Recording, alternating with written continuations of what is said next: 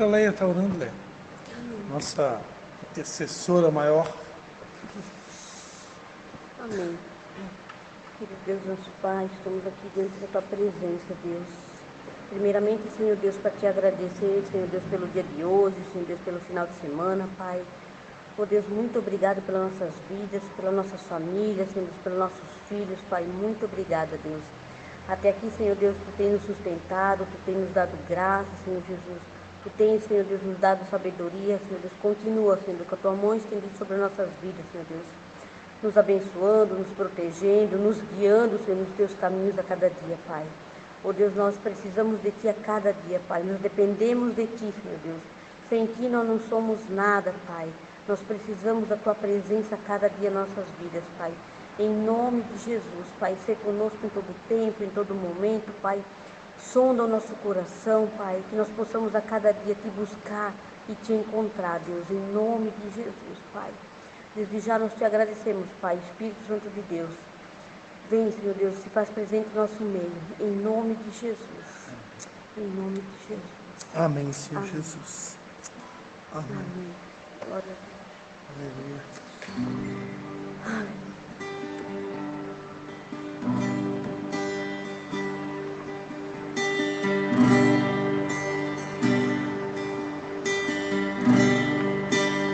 Espírito Santo,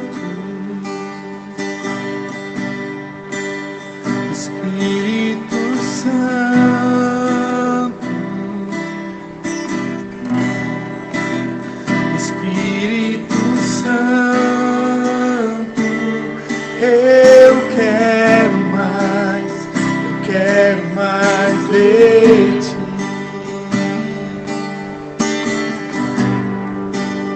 Espírito Santo,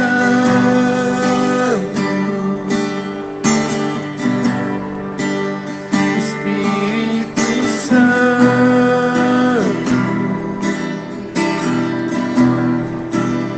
Espírito Santo, eu quero mais de Ti.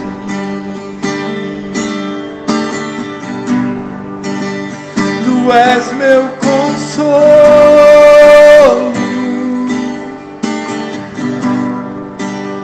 Tu és meu conforto,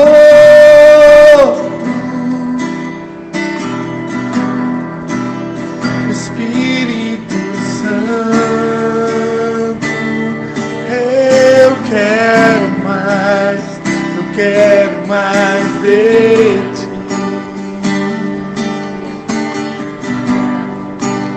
Tu és meu consolo,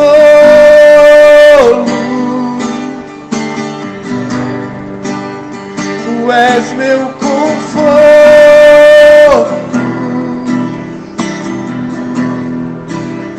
Espírito Santo, eu quero mais de Ti.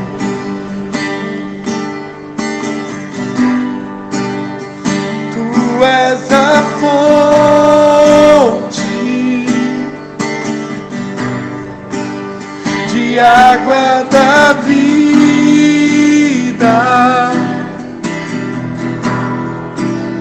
Espírito Santo, eu quero mais de Ti.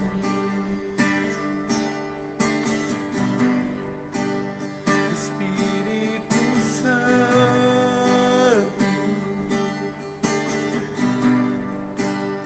Espírito Santo, Espírito Santo, eu quero mais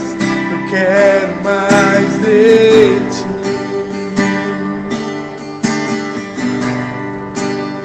Espírito Santo,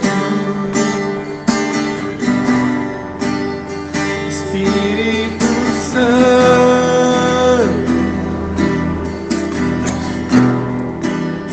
Espírito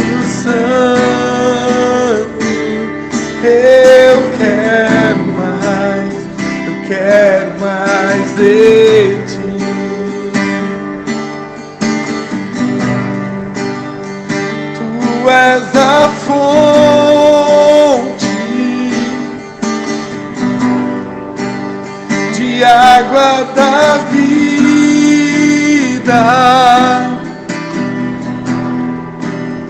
Espírito Santo, eu quero mais de ti.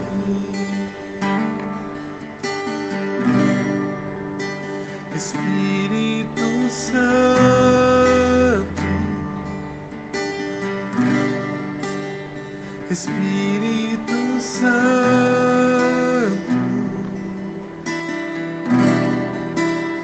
Espírito Santo, eu quero mais de ti.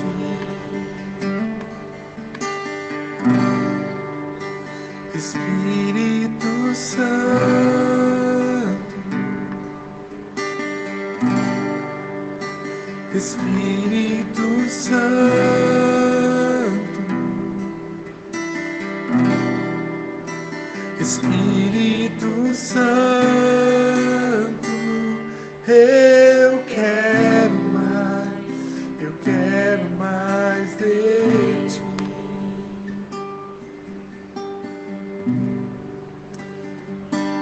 Ô Espírito Santo,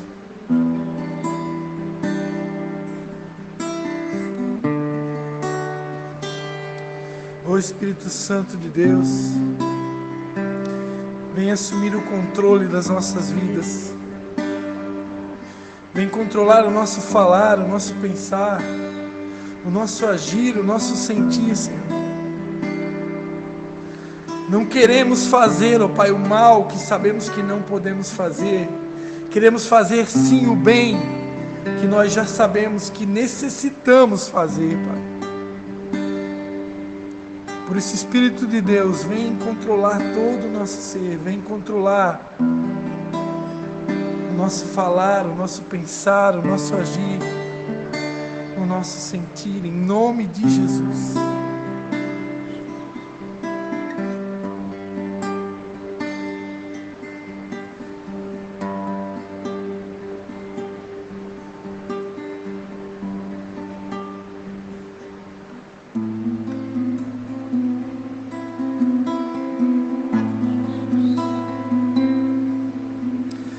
Espírito, Espírito, Espírito Santo de Deus. Espírito, Espírito, Espírito Santo de Deus.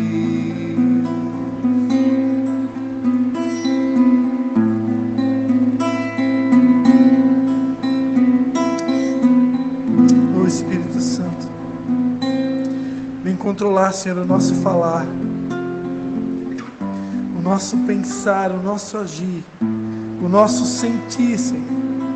Não queremos ser guiados por sentimentos, não queremos ser controlados por emoções, Senhor.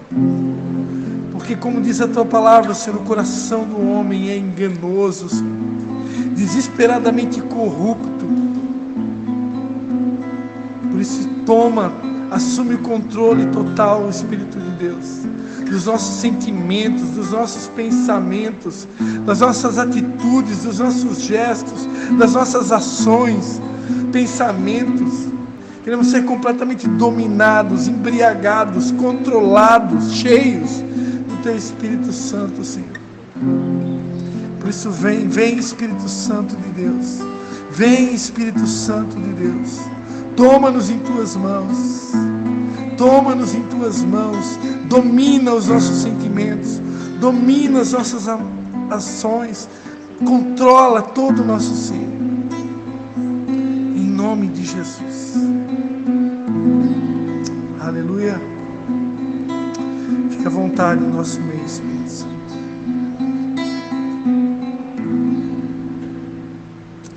Aleluia. Amém, queridos?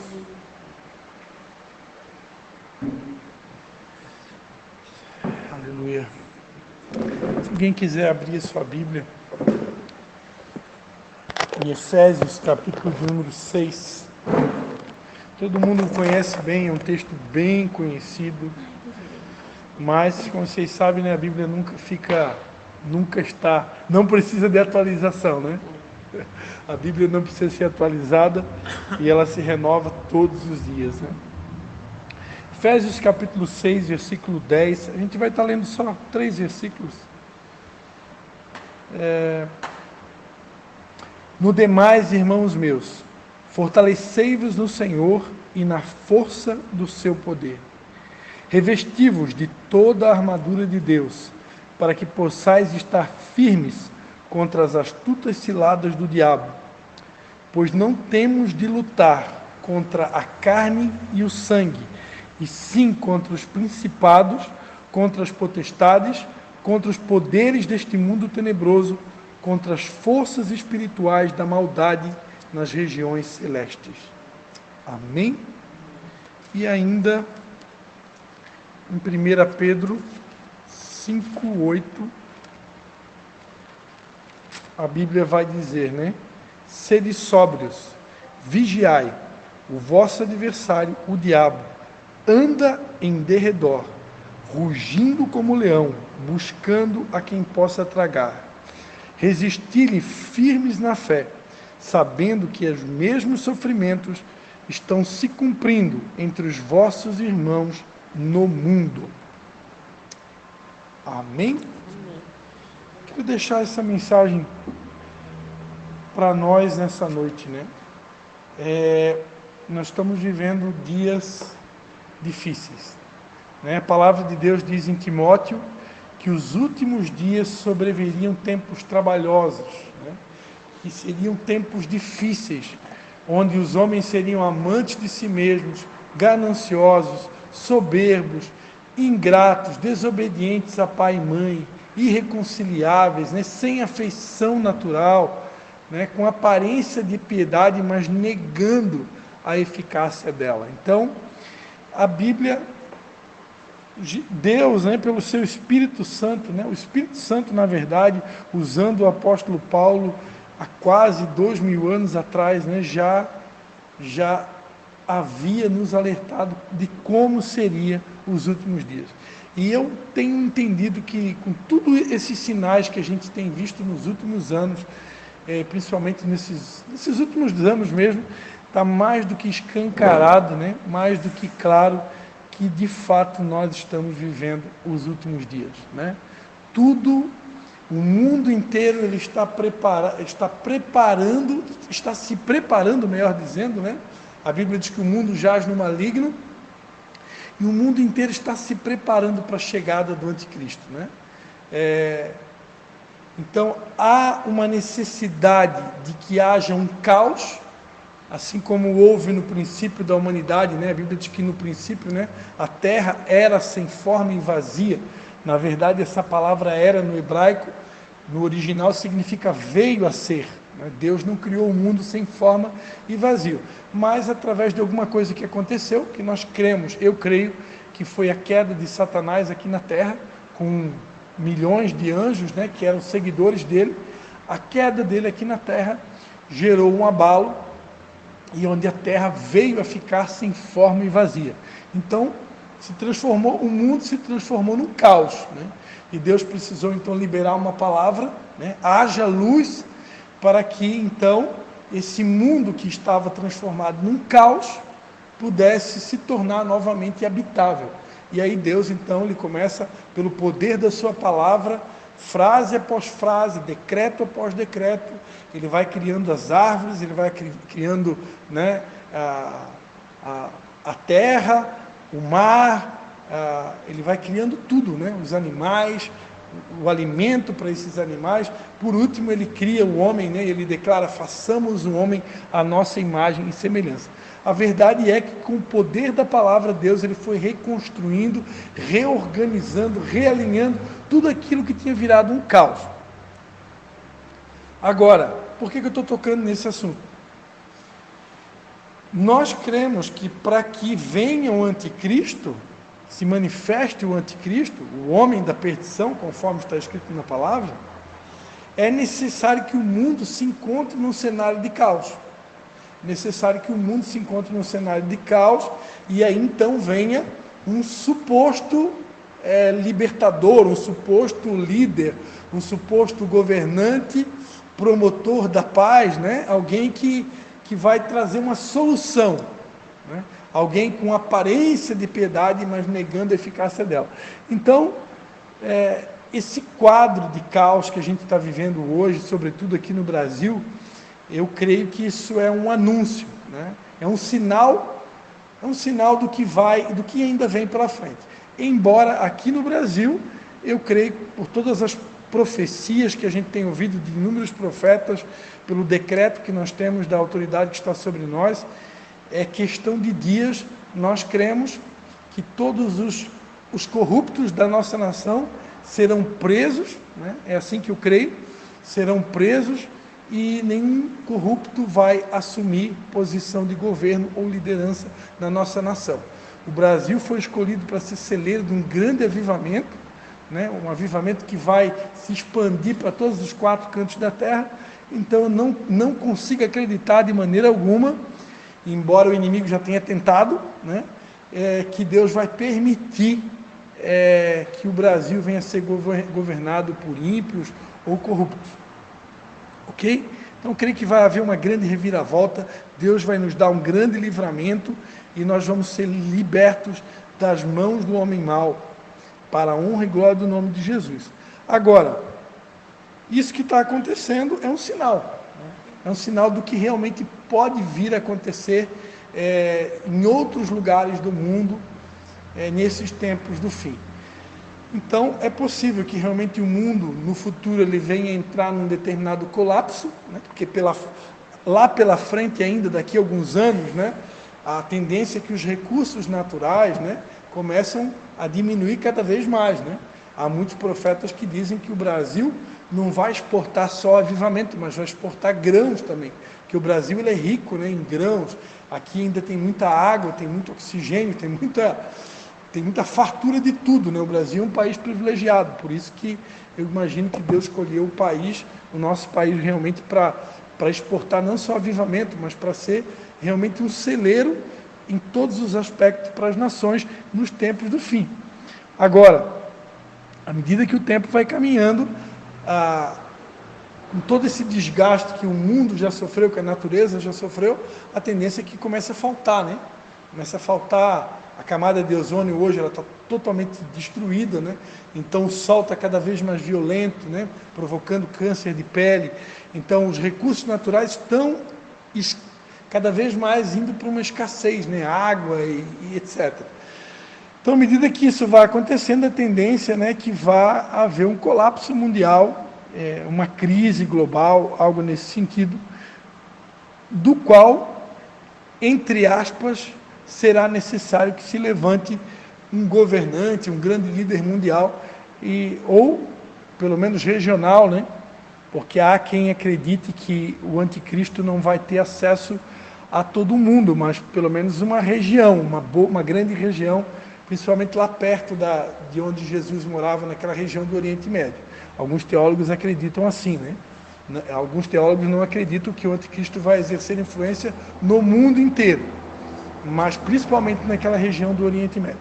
Mas, enfim, a questão é que o mundo está se preparando, está entrando realmente, caminhando para o fim.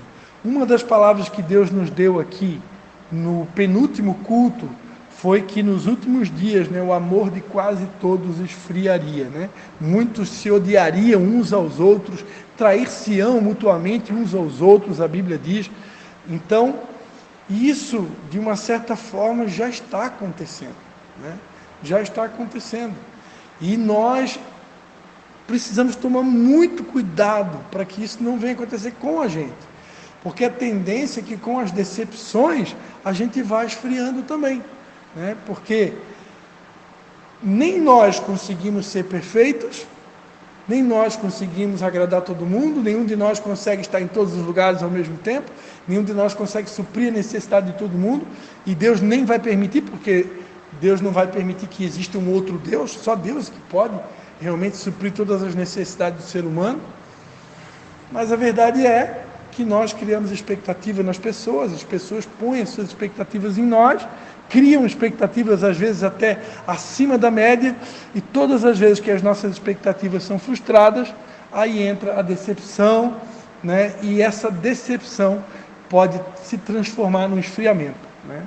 E daqui a pouco eu já não tenho mais força de demonstrar, ou de dar, ou de doar o amor que o meu próximo merece, né?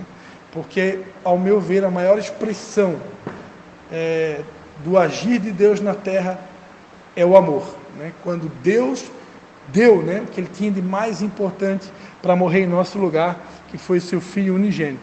Então, quando Deus quis mostrar o seu amor, Ele deu para nós o que Ele tinha de mais precioso. Então, a essência de Deus é o amor. O primeiro e maior de todos os mandamentos é o amor. O segundo, como o primeiro, amarás o teu próximo como a ti mesmo, né? Então, a Bíblia é uma Bíblia que ela está o tempo todo falando de amor, né? De amar a Deus e o próximo, amar o próximo e amar a Deus. Então, por isso, eu vejo que há realmente um complô das trevas tentando apagar essa chama de amor que há em nós. E aí, por isso, essa palavra aqui hoje à noite, ela é extremamente pontual. Um dos pontos principais, que eu preciso ter isso muito gravado, registrado, fixado, né, na tábua do meu coração, é o entendimento de que, se é que existe uma luta, se é que existe uma guerra, se é que existe uma batalha, e nós cremos que há uma batalha, há uma luta, né? Há uma guerra sendo estabelecida, né? Aqui no Brasil, é nítido, né? Nós precisamos, em primeiro lugar, lembrar que essa guerra, essa batalha, não é contra pessoas de carne e de sangue. Essa batalha não é contra o ser humano. E como é fácil, né? Como é fácil o inimigo nos seduzir e plantar uma sementinha de rancor, de amargura, de ódio, quem sabe até um sentimento de vingança, para com alguém que nos feriu, para com alguém que nos desapontou, para com alguém que nos decepcionou, para com alguém que não tem a mesma fé que a gente, que não acredita do mesmo jeito que a gente, que não votou no mesmo candidato do que eu, que não tem o mesmo partido do que eu. Como é perigoso dessa sementinha vir a ser brotada no nosso coração, né?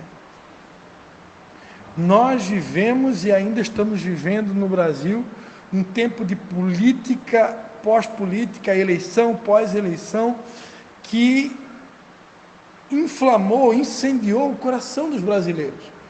E realmente, se a gente for parar para analisar o que a gente viu até aqui, o que a gente está vendo é uma verdadeira guerra, uma guerra de interesses, uma guerra de valores. Só que, se eu for dar continuidade na leitura desse texto que eu fiz aqui, vocês vão ver que na sequência o apóstolo Paulo, ele recomenda que a gente use uma armadura para combater essa batalha. E nessa armadura tem uma peça muito chave aqui, que são os calçados da preparação do Evangelho da Paz. O que são os calçados da preparação do Evangelho da Paz? Isso aqui está falando da missão da igreja. A missão da igreja é pregar o Evangelho da Paz. Jesus disse: ide por todo o mundo e pregai o Evangelho. Todo aquele que nele crê será salvo. Quem não crê já está condenado. Então, a missão da igreja aqui na terra não é entrar em conflito. A missão da igreja aqui na terra não é entrar em guerra. A missão da igreja aqui na terra não é se degladiar com outros irmãos, não é se degladiar com outras pessoas que pensam diferente de mim. Mas a coisa tomou uma proporção tão grande que quando a gente menos espera, daqui a pouco eu já estou chamando pessoas de bandido, de ladrão, de ímpio, de corrupto, com muita facilidade. E são esses mesmos ímpios, são esses mesmos corruptos e ladrões que Jesus quer salvar, que Jesus veio para salvar. Então é muito perigoso tudo que a gente está vivendo. É muito perigoso. Que ao mesmo tempo que nós precisamos nos posicionar, nós precisamos defender aquilo que a gente acredita, ou pelo menos precisamos expor a nossa fé, não podemos ser insossos, né? A Bíblia diz que nós somos o sal da terra e a luz do mundo. Se esse sal não salgar mais, se essa luz não brilhar mais, então eu não sirvo para mais nada. Então eu preciso ser alguém posicionado, alguém que tem uma declaração de fé, alguém que não está em cima do muro, alguém que realmente está do lado de Jesus, dos seus princípios, valores. No entanto, eu não posso esquecer, a missão maior da igreja, aqui na terra, o motivo pelo qual ela ainda não foi arrebatada, é a pregação do Evangelho da paz. Então é o Evangelho da paz. O Evangelho ele tem o intuito de promover a paz, né? Promover a reconciliação do homem com o homem e do homem com Deus. Jesus nos deu o ministério da reconciliação, né? Para reconciliar tudo e todos. Será que esse discurso político que muitos cristãos, muitos de nós estamos utilizando nesses dias, tem promovido essa paz? Será que, de maneira camuflada, em muitos cristãos hoje não há um discurso de ódio oculto? Será que lá no fundo do coração de muitos cristãos, né, não existe o mesmo sentimento daquela cantora, né, a cantora brasileira que gravou uma música que se tornou muito conhecida no Brasil, né, porque a letra da música diz, né, que você que me viu passando pela prova e não me ajudou, quando me vê na bênção vai se arrepender, né? E muitas pessoas têm interpretado, eu quero crer pelo pouco que eu conheço dessa cantora gospel, né, que ela é uma mulher de Deus, e que quando Deus deu a ela essa letra, eu imagino que Deus não deu essa letra para ela em tom de vingança, né? Eu não acredito que Deus deu para ela, não acredito que ela estava amargurada, não acredito que ela estava com o coração cheio de ódio e desejo de vingança, quando Deus deu para ela a letra dessa canção. No entanto, muitos têm interpretado que essa letra remete a uma suposta vingança, né? E é exatamente esse ponto que eu quero colocar, né? Não estou aqui para condenar nossa irmã, para dizer se a letra está certa ou errada, não quero julgar ninguém, né? O único que pode julgar os vivos e os mortos é Deus. Não estou aqui na qualidade de juiz, estou na qualidade de servo. Agora a verdade será que no coração de muitos brasileiros, cristãos, não está nascendo, ou não nasceu, uma raizinha de vingança, uma raizinha de que eu tenho que provar alguma coisa, de que eu tenho que provar que a minha fé é a certa, né? Isso é muito perigoso. É muito perigoso porque estas pessoas hoje, que nós temos identificado como pessoas que têm uma fé diferente da nossa, são as mesmas pessoas que nós vamos precisar salvar quando todo esse barulho da política se acabar, né? E aí eu pergunto, será que essas pessoas que hoje estão se sentindo até muitas vezes acuadas, né? Porque professam uma fé diferente da nossa.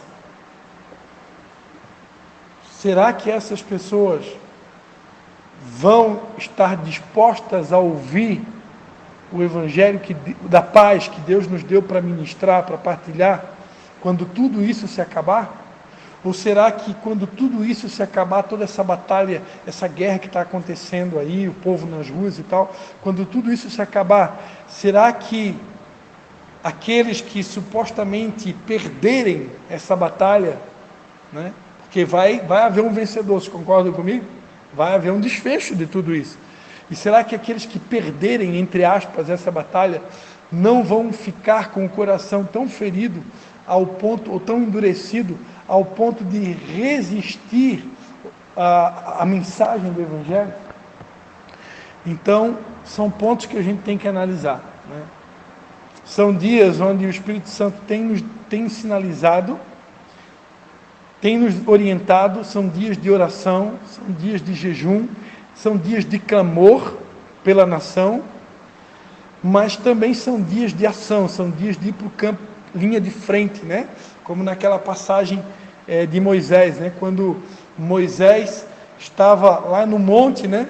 Josué com as mãos erguidas, né? Arão e Ur, né? Cada um de um lado segurava uma mão, uma de Moisés, as duas mãos de Moisés, enquanto as mãos de Moisés estavam estendidas, Josué lá no campo, linha de frente de batalha, ia vencendo as guerras.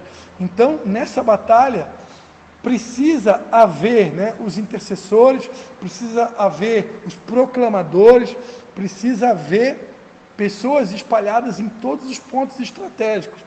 Tem aquele que vai estar na intercessão, vai ter aquele que está na proclamação do Evangelho, tem aquele que está lá na linha de frente, em frente do tiro de guerra, lá em Brasília, nos pontos estratégicos. Nós precisamos das pessoas em todos os lugares, porque a gente faz parte de um corpo, né? Então cada um de nós precisa discernir qual que é o seu local, qual que é o seu lugar, e cada um vai ocupar a sua posição. Eu não tenho que ocupar a posição do outro, eu vou ocupar a posição que Deus me deu. Agora, ainda ontem, Deus me direcionou para ir lá na linha de frente. Fui lá no tiro de guerra, lá em Brusque, ontem era quase meia-noite, passei meia hora lá com eles, conversando, né? Liberei uma palavra de ânimo lá, de fortalecimento, de encorajamento, parabenizando aqueles guerreiros que estão lá representando o nosso país. Também gravei um videozinho, porque Deus me direcionou para fazer isso. Então, e eu creio que isso vai acontecer pelas profecias, né? Vai começar a acontecer em todo o Brasil, né? Esses pequenos movimentos vão se alastrar por toda a nossa nação, e isso vai dar força, né? Vai nos dar força para que realmente o mal seja deposto, né? Porque as portas do inferno não prevalecerão contra a igreja do Deus vivo. Amém? O mal não vai vencer o bem.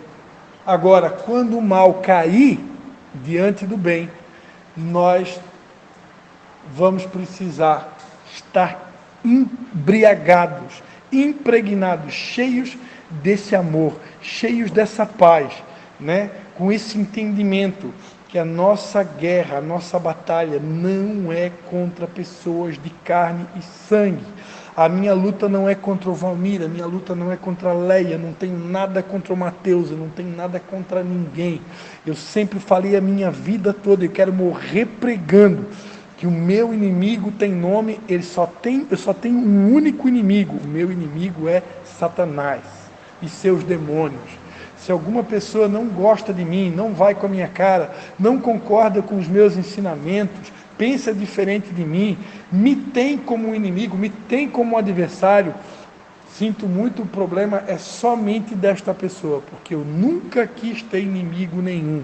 Muito pelo contrário, quem me conhece sabe que a vida toda eu lutei, né, para caminhar a segunda milha. Se alguém me dá um tapa na face, eu ofereço a outra, né? Eu sempre lutei para não ter inimigo nenhum. Mas a verdade é que a Bíblia diz que todos que desejarem viver piamente o Evangelho vão padecer perseguições, né? Jesus Cristo disse que o servo não é maior que o seu Senhor, e nem o enviado maior do que aquele que o enviou. Então, se perseguiram a ele, se chamaram a ele de demônio, vão chamar a nós também, né? Se chamaram o nosso próprio líder maior, que é Jesus, chamaram ele de Beelzebul, chamaram ele de demônio, é evidente que vão chamar nós também. Se ele foi perseguido, é evidente que nós vamos ser perseguidos também, né? E nesses tempos do fim, a gente tem que estar pronto para toda e qualquer circunstância e situação que poderá surgir, mas sem jamais esquecer que que o nosso adversário não são as pessoas, o meu adversário não são as pessoas de esquerda, o meu adversário não são os comunistas, o meu adversário não são os socialistas, nem os de direita, nem os do centro, não nenhum deles. O meu adversário é Satanás e os seus demônios. A minha luta não é contra as pessoas de carne e de sangue, a minha luta é contra os principados, as potestades, os poderes desse mundo tenebroso, contra as forças espirituais da maldade nos lugares ou nas regiões celestiais. Amém, queridos? Que Deus possa encher, impregnar o nosso coração de amor nesses dias, para que o nosso amor realmente não esfrie e que nós não venhamos confundir as coisas, nós não venhamos fazer de pessoas que, assim como nós fomos criados em imagem e semelhança de Deus, os nossos inimigos, porque não são os nossos inimigos. Essas pessoas que hoje se fazem nossos adversários, precisam muito da nossa oração, precisam do nosso clamor, precisam do nosso jejum, precisam do nosso amor, né? E que Deus realmente enche o nosso coração de amor, para que nós possamos, se possível, né, ir até o encontro dessas pessoas, conforme o Espírito Santo nos oriente, para despejar amor sobre todos aqueles que precisam desse amor. Eu sempre digo e repito, o que vai transformar o mundo é o amor, né? O que vai mudar o mundo, o que vai salvar Nova Trento, o que vai salvar Santa Catarina, o que vai salvar o Brasil, o que vai salvar o mundo é o amor. É a essência de Deus, o amor é a essência de Deus. Por isso que Jesus transformou toda a lei em 2 frases: amarás o Senhor teu Deus com toda a tua força, de toda a tua alma, de todo o teu entendimento, e ao teu próximo como a ti mesmo. Quando eu faço isso, quando eu pratico o amor, eu cumpro toda a lei. Só tem um jeito de cumprir a lei, só tem um jeito de viver tudo o que Deus espera que a gente viva, praticando o amor. Amém? Vamos orar? Pode orar para a gente, Valmir? Pai Santo, Pai amado, em nome de Jesus, Pai, te agradecemos, Pai, por essa palavra, que ela venha impactar os nossos corações, meu Pai, em nome de Jesus, Pai. E quem vai ouvi-la pela internet, meu Deus, que possa ser impactado, em nome de Jesus. Pessoas no Brasil estão lutando, patriotas, por essa nação, meu Deus. Então, em nome de Jesus, Pai, ser com cada um que está lutando todos os dias, Pai, desde o dia 30, meu Pai. Em nome de Jesus, dá força a essas pessoas. Em nome de Jesus, Pai, desde já oramos e te agradecemos, em nome do Pai, do Filho e do Espírito Santo. Amém. Amém, Senhor Jesus.